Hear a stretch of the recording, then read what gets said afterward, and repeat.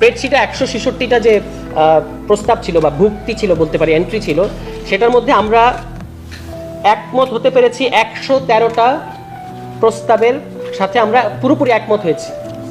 29টা প্রস্তাবে আমরা আংশিক একমত হয়েছি এবং 22টা প্রস্তাবের ব্যাপারে আমরা একমত হতে পারি নাই। এখানে উল্লেখ থাকে যে এই যে একমত হয়েছে 113টা এবং আংশিক হয়েছে 29টা, আংশিক এবং সবটা মিলিয়ে বলতে গেলে 142টাতে আমরা একমত এবং আংশিক একমত হয়েছি। অনেকগুলোর ক্ষেত্রে এরকম হয়েছে যে একমত হওয়ার পরেও আমরা অনেকগুলো মন্তব্য করেছি, যে পাশে যে মন্তব্য ঘর। আংশিক একমতের ক্ষেত্রেও যেখানে আমাদেরকে বেশি মন্তব্য করতে হয়েছে সেখানে আমরা আংশিক একমত টিক দিয়ে তারপর আমাদের মতামতটা রেখেছি এভাবে। আর যেগুলো একমত হই নাই সেগুলো আমরা কেন একমত হই নাই সেখানে অল্প যেটুকু জায়গা আছে তার মধ্যে লিখেছি।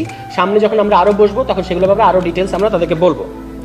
তো এই হচ্ছে, আমি একটু আবারও রিপিট করি যে 113টা প্রস্তাবে আমরা সরাসরি একমত হয়েছি, 29টার মধ্যে আমরা আংশিক একমত হয়েছি, 22টা প্রস্তাবে আমরা একমত হই নাই। এগুলো একদম বেশি জরুরি মনে করছি, সেগুলো আপনাদেরকে আমরা জানাচ্ছি। যেমন তারা বলেছেন যে রাষ্ট্রভাষা, তো রাষ্ট্রভাষা বাংলা, এটার ব্যাপারে আমাদের আপত্তি নাই, কিন্তু আমরা বলেছি এটা it should be official language, দাপ্তরিক ভাষা হওয়া উচিত। কথাটা রাষ্ট্রভাষা না, দাপ্তরিক ভাষা। দাপ্তরিক ভাষা এক বা একাধিক হবে কিনা সেটা অন্য আলোচনা, কিন্তু কথাটা হওয়া উচিত দাপ্তরিক ভাষা।